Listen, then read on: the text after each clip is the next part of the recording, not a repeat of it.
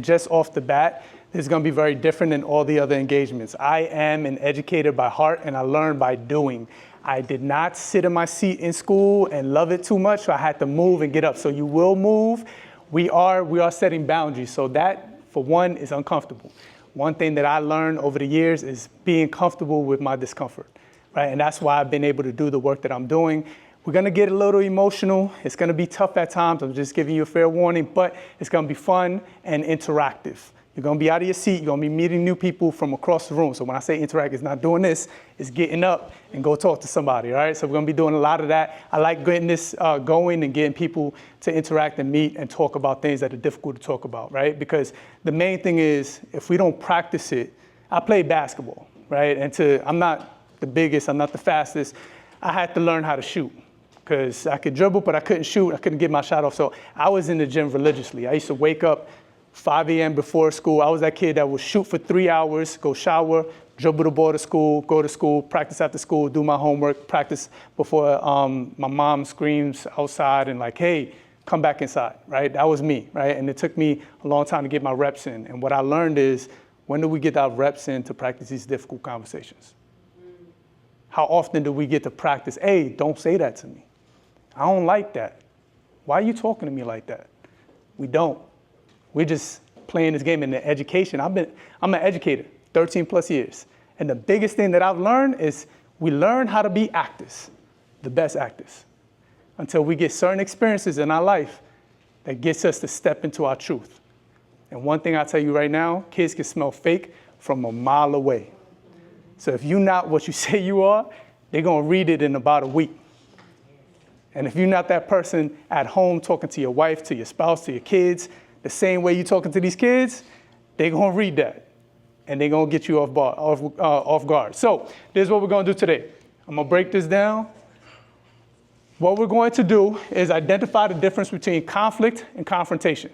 There's a big difference. We usually think confrontation is something that leads to conflict. Doesn't necessarily have to be that way, right? We're trained to think that that is not true. We're going to address and investigate our boundaries, something we never get to do, right? We just assume these are things that need to be happening for our life, but we don't sit down and actually like, nah, I need to practice saying this in the mirror. Don't do this to me. Don't do that around me, right? Last, we're going to develop a purposeful strategies to put yourself first. The biggest problem with boundaries is that we're not putting ourselves first. We're caring so much about other people's feelings that we leave ours in the back burner. We say, I heard this for my whole life. Whatever happens in the household stays in the household. That's killed people in my life, and that's still killing people today. That's the main thing, right? Everything that happens afterwards is just a lead up. It's a build up from that. All right, so the dance.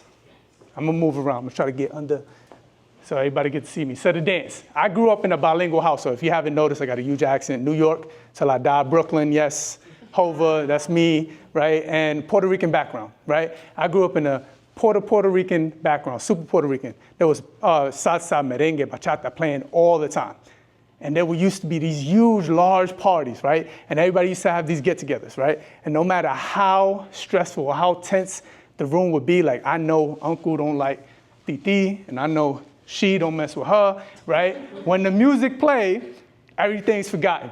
And everybody could dance. I swear to God, like they dance in circles around each other. It's like nothing ever even happened, right? Everybody learned to dance so well around each other. They learned how to dance around their issues.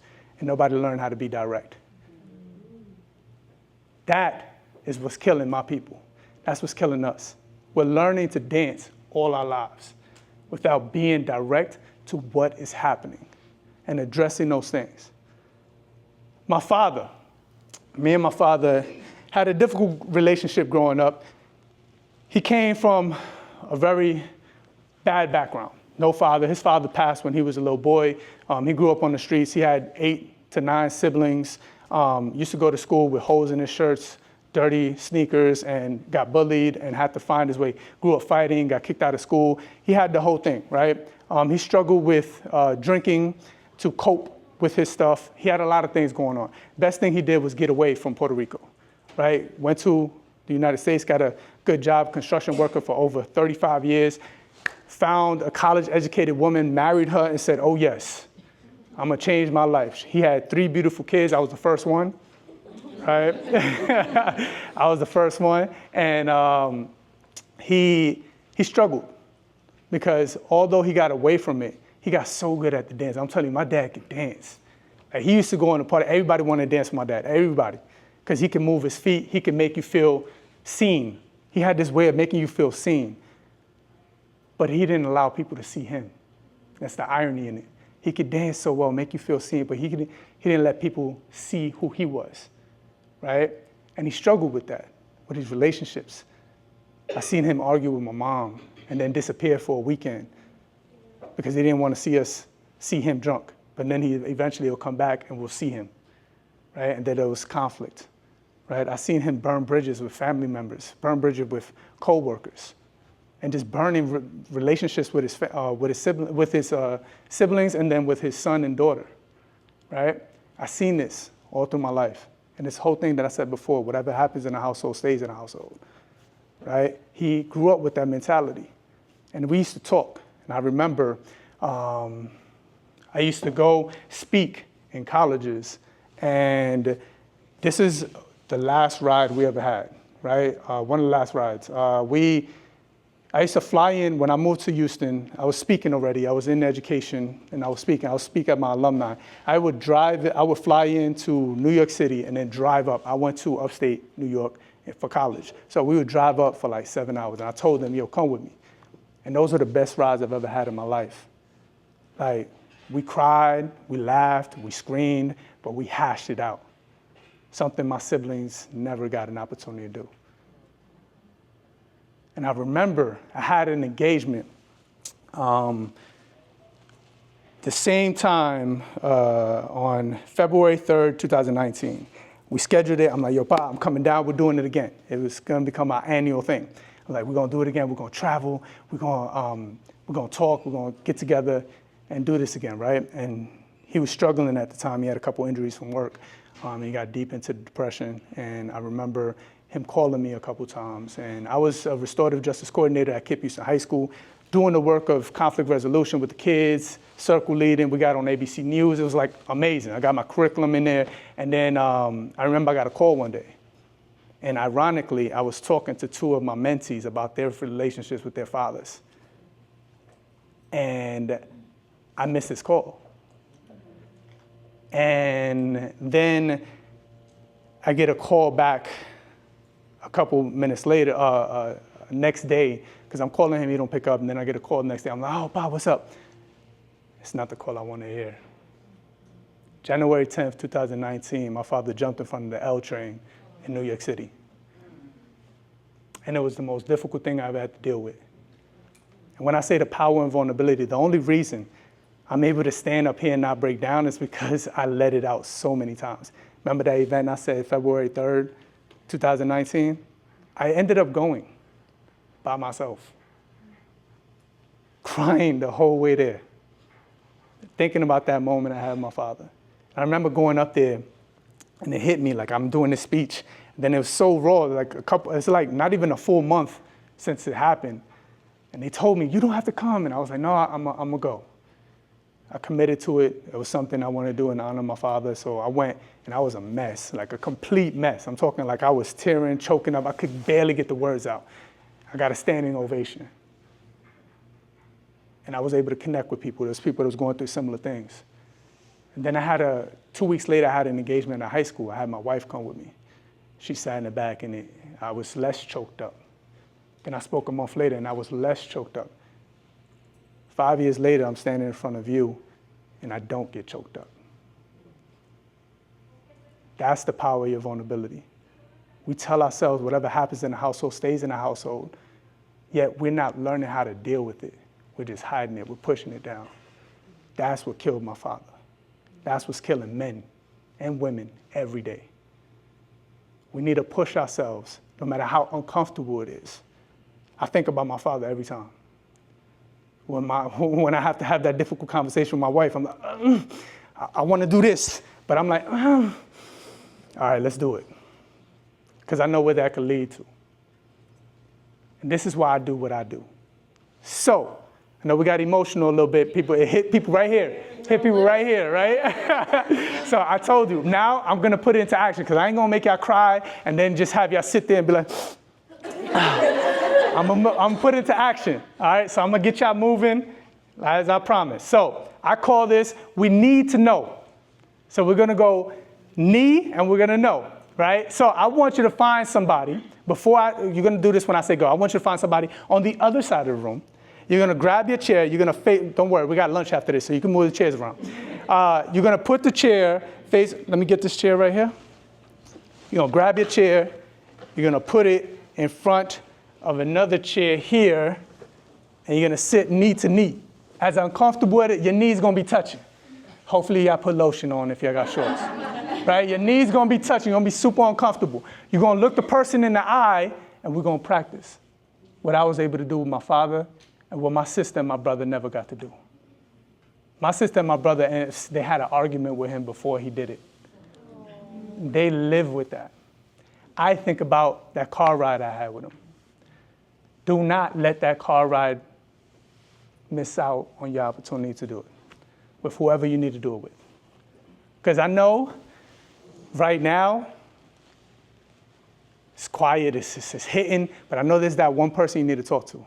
Where's that friend you ain't talked to in a while, that relative you need to say that one thing to. It don't have to be that serious, but is that some person?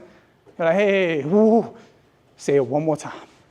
Right, there's that one thing you need to say. I need y'all to practice this. So this is what we're gonna do. You're gonna find that partner. You're gonna introduce yourself. You're gonna shake their hand, and you're gonna try to maintain eye contact, because that's the most uncomfortable thing. Trust me, you're talking to somebody that danced my whole life. I did not like looking people in the eye.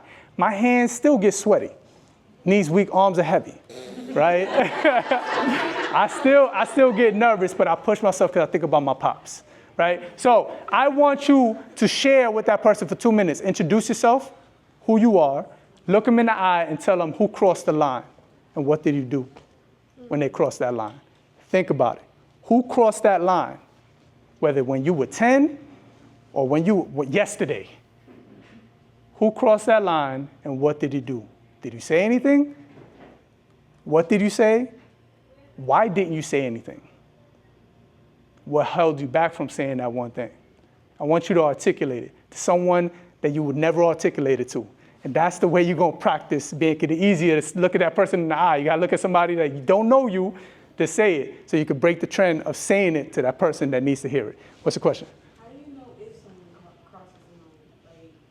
If you feel it in your stomach. Like when it happens, you get that sensation, you feel uncomfortable, you feel them butterflies in your stomach, you're like, oh my God. But them bad butterflies, you're like, that tingly feeling like, ooh. You know? If you ever got that feeling, that person crossed the line. And whether you think it's okay or not because of what your upbringing, I'm supposed to be cool with that, that's bull. I was told that my whole life. You're supposed to be cool with that. I think I'll give you a couple examples. At work, at school, that person calls you out your name, jokingly, and then you felt uncomfortable, but you let it slide. Now, every time they greet you, they say that uncomfortable word to you. Now you stuck like, damn, I ain't say it the first time. Now they're going to look at me like I'm a punk because I said, stop calling me that. It's that first uncomfortable 2 seconds, 2 minutes. It's literally 2 minutes that people are scared to have to make someone respect what you want to happen around you. So I'm going to stop talking. All right? I want you to find somebody. If you're on this side, you're going to walk this way and find somebody. If you're on this side, you're going to walk and find somebody on this way, and you're going to sit knee to knee. Make sure the knees is touching, right? And make sure you look them in the eye, introduce yourself, and say, who crossed that line? Go. 2, and 1. Now, you can tell I'm a teacher. That's a teacher move, you know what I mean? So my mom used to always say, don't get louder. Make sure they come down to you. And as a father now, I'm like, oh, yeah, that works. I should never get loud with her. She need to come to my level, right? So I love, it's just a reminder of what I got to do when I get home. So, sorry, the whole 5, 4, 3 thing. So I heard a lot of great things. I had my own conversation, so I appreciate it. This is what I love doing, because I create the spaces that I wish my father had. My father never had this. My father thought he was alone. My father thought it was embarrassing to state some of the things he was saying. And then he would say it on me, he would vomit on me, but then he would go outside. I ain't show the picture with the tattoo, but he was tatted. He had a Scarface accent. Like, he was tough. Like, people knew who he was. Like, they was like, oh, you Carlos' son? Okay, stay away from here, right? They would have messed with me. So, like, he had this whole persona. But he was so vulnerable when he got home with me. And he wanted to cry out there, but he couldn't. So I saw the battle. I was like, you're such a nice guy. And you're so caring. And you're so loving. But you go outside and it's like, I dare you. You know what I mean? And he could fight. Like, I'm talking about temper. Like, it was so built up. Somebody cut him off. I literally was in the car. Somebody cut him off for a parking. He got out the car and beat the dude up. I'm like, okay. Yeah, I was around that. That was trauma. But we talked through that on that car ride, right? And that's what I'm talking about. Like, sometimes we blame our family members for putting us through things, but we don't talk through and learn. Because here's what I learned to be the man that I am today. I used to say this all the time. I'm sorry about that. I used to say this all the time. I will never be like him. I never want to be like him. I never want to do things like him. I will never, ever do those things. That eventually I started behaving like him. Raise your hand if you ever said that statement about your mom, your family members. Exactly. And now, the more you ignore what got them to become who they became, the more you become them. It's second nature. I was around my father when somebody would cut him off and he'd curse somebody out, get out the car and beat him up. I was around my father dealing with stress, like going out and drinking because he didn't know other ways to cope. I was supposed to be an alcoholic. I was supposed to be someone that was super angry and could fight. The only reason I did not become that person is because I sat down and talked to him and found out, oh, you was abused as a child. You was covering up as a child. Like, this is when I see when I'm in schools, when I see kids flip over tables and punch holes in walls, I see my father, I see a cry for help. It had nothing to do with me. Remember I told you teachers are taught to be actors? Because they can't see this one thing. They haven't dealt with their own stuff that they can't identify it in others. They go to a school, a kid flipping over a table, punching a hole in the wall. I see my father. I see pain. I see, hey, and somebody curses me out. I'm like, hey, who did that to you? Who's making you act this way? Because I ain't do nothing to you. That is what we need to get to. But if we're not dealing with the people in our lives, at work, at school, you ain't going to do it. I sat down with my father on those rides, and we talked. I found out that he was abused. I found out how he was treated when he came to America. He learned English in the street while his English was broken.